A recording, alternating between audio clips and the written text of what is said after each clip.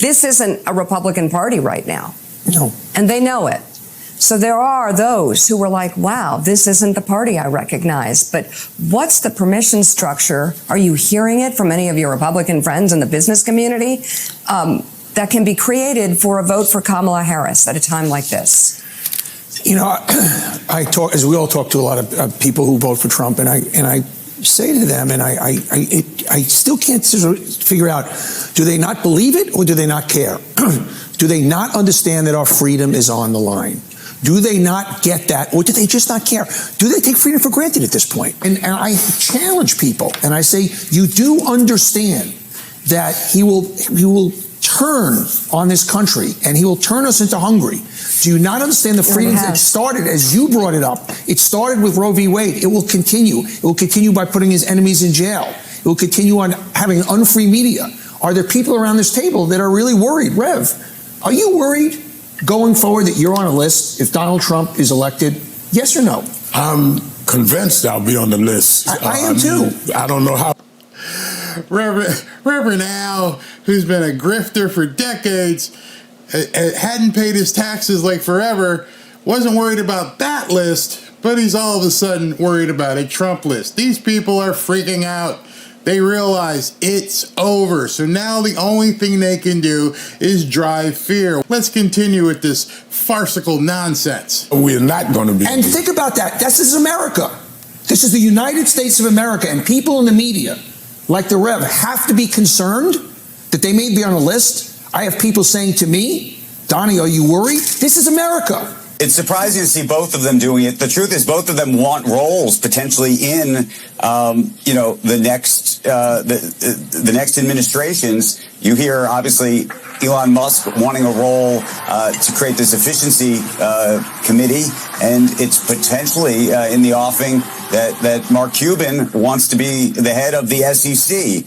You know, I will say that I always thought that I liked to believe that the business leaders in America, given, frankly, the market pressures to be down the middle to some degree, would be a governor on some form of the truth. And so it's disturbing to me when you have folks that have not just the big megaphones, but credibility, at least credibility in certain parts and certain areas. I mean, clearly Elon Musk has done remarkable things as an innovator, and yet he is now.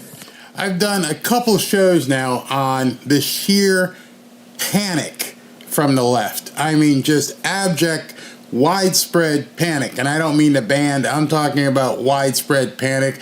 These people are freaking out. This isn't a party. These aren't people who think that, it's a comeback is possible. If you thought a comeback was possible, you wouldn't be acting like Chicken Little, going absolutely nuts. The word has come down from the Democrat authorities, whoever that may be, to get out there and rally these people and let them know, oh, the shit's about to hit the fan. And I'm going to show you something in a couple minutes that tells you it's really going to hit the fan. Talking about election interference and trying to undermine and suggest potentially that this election is going to be subverted. And that, to me, is very, very dangerous. And I just wonder, do these guys all sit in their bubbles up in Manhattan and Washington and realize they are probably the worst purveyors of misinformation out there? All they're doing is spewing their worry and their concern for what's about to happen. You see, they understand that Elon Musk gets in there and he starts slashing and cutting all kinds of agencies. Ooh, there go their inside sources. And, these people on MSNBC, they realize what Elon is going to do, which is why I'm simulcasting right now over on X. They understand he's building an amazing platform that people aren't going to have to look at news programs anymore. All those cushy multi-million-dollar jobs, gone. I mean, basically in an instant. Once he gets his integration correct and put that in place, where he's going to be able to put, X on television sets. He's already got XTV, if you haven't downloaded it, but XTV is in its infancy, and that's growing. And there's no reason at that point to ever log on to a news program ever again. At that point, you can pick and choose who you want to hear your news from. You don't have to be force-fed the pablum from MSNBC, CBS, and all the others, because now what they've done, they've exposed themselves as ideologues. Now, there's no secret. I am a Trump fan, but and so only people who really support Trump would actually watch me, but at least I put that out there. Y'all should just go ahead and say we are Democrat stations. Maybe you'd do better if you just stop trying to lie to the people and cater to your specific audience. That's what they're going to have to do. The problem is, I don't think their audiences are big enough. When Joy Reid gets on and talks about her Hitlerian fantasy about Trump, I don't think there's a whole lot of people on MSNBC that want to hear her. There are a lot of people like us who laugh at her and put her stuff out there just to make fun of her. But I don't think they have enough of an audience to basically carry them through. Now, you would think CNBC would. You would think CNBC that talks about business would have enough of an audience, but it's obviously they're terrified as well. I always thought that the market's pressures would prevent such a thing from happening, because somebody like that would say, look, I'm selling cars. I don't want to actually have both sides coming at me. And therefore, you'd have people who were focused on the truth. Okay, do it. There's nothing preventing you or Mika, who you're talking to, from focusing on the truth. And I worry about what's happening here. I worry about how divided not just the country is becoming, but actually that some of these individuals are being used in this way. If in fact, I think some people need to realize at this point, it's a tough pill to swallow.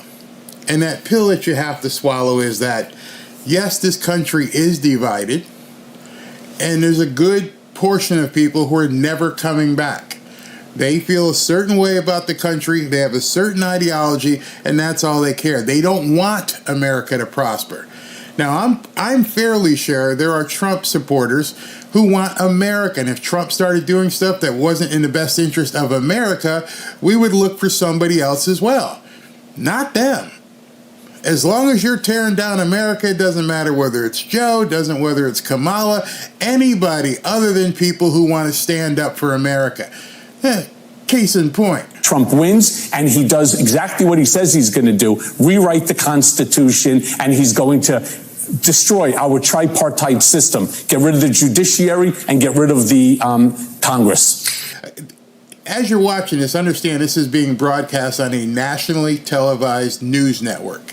I put news in quotations. What's the objective for them to be talking this way, as though, hell is about to wash over?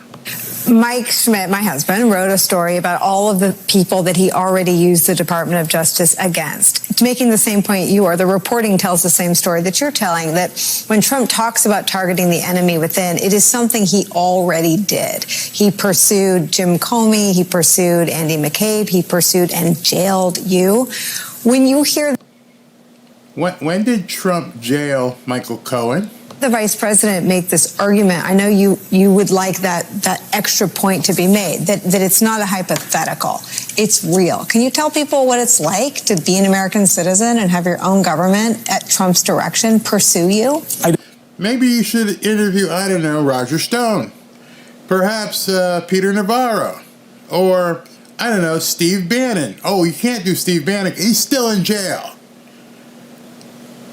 No, you don't want to do that, right? You want to talk to this nut job. There's no words to describe it. I can't believe that this is the America that we're talking about. This is something you see in Russia. This is something you see in Saudi Arabia. This is something you see in North Korea, in China. You don't see this in the United States of America, but guess what? We do. We just saw it. Again, Peter Navarro, Roger Stone, Paul Manafort. Name a person. Why are you people all weirded out right now? You'll have your say. They act as though people would round them up and just stick them in jail, put them in the Chateau d'If, and never be seen or heard from again without a trial and evidentiary support. No, I don't have any problem with looking at these people and digging in and finding out what happened. You won't go to jail just because there's an investigation. You'll have the ability to show a defense. You'll have the ability to basically prove you didn't perjure yourself. Nobody's just rounding you up and putting you in a gulag, but you might want to lawyer up. You might want to get a really good lawyer if you've done some of the stuff that you've, seemingly have done. And that's the type of government that this man is going to run, especially when he turns around and he says he wants loyalty oaths taken and given to him by every single person in his administration. There will be no guardrails. So yes, I want to. So much for misinformation, right? As long as the misinformation comes from MSNBC, CNN, CBS, ABC, it's fine.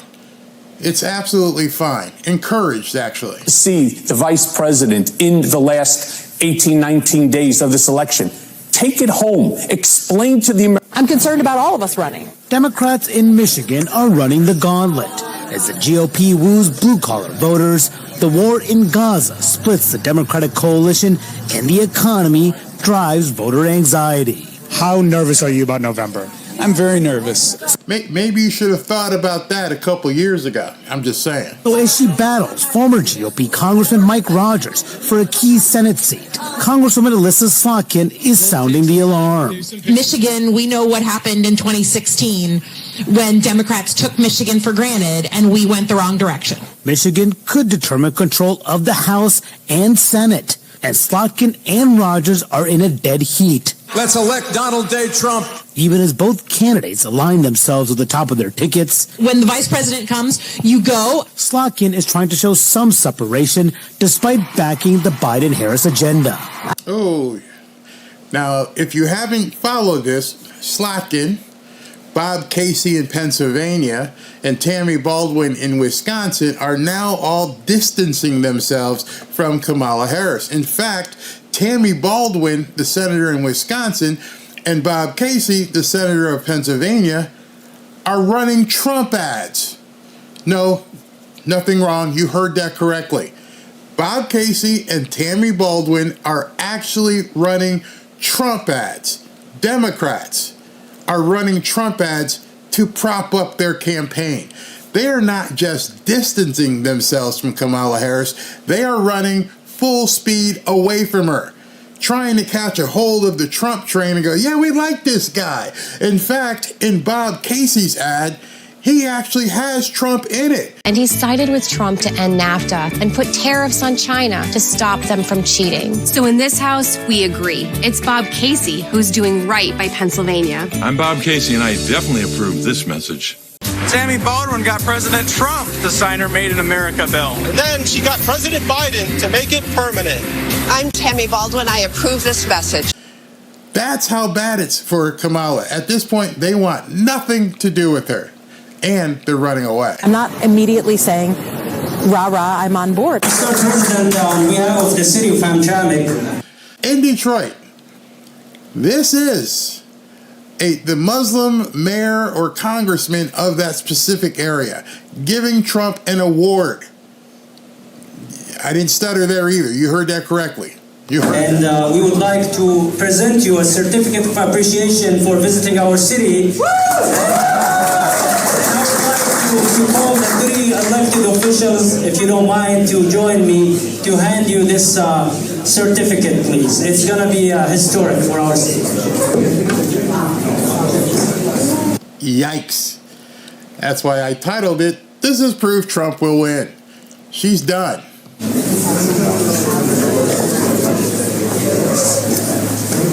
Oh, look at all those people of color who are Muslims backing Trump. Ooh, Joy Reid and the rest of them are ready to hop out the window at this point. Oh boy, oh boy, oh boy. That's nuts.